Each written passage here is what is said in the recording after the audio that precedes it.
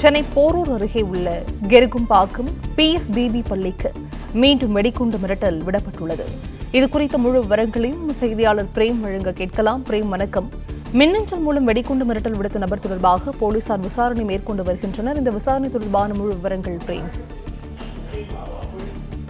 காஞ்சிபுரம் மாவட்டம் மாங்காடு அடுத்த கெருகும்பாக்கம் பகுதியில் தனியாருக்கு சொந்தமான பள்ளி இயங்கி வருகிறது. ஆயிரக்கணக்கான மாணவ மாணவிகள் பயின்று வருகின்றனர்.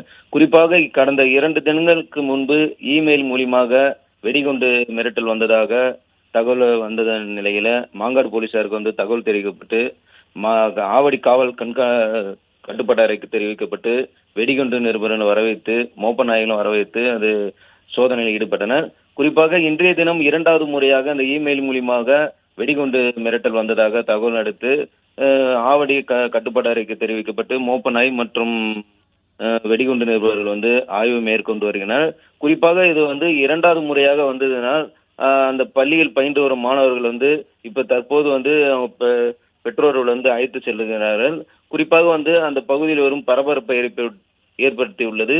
குறிப்பாக இது 2வது முறையாக இந்த தகவல் வெடிகுண்டு மிரட்டல் வந்ததனால் அப்பகுதியில் பெரும் பரபரப்பை ஏற்படுத்தியுள்ளது.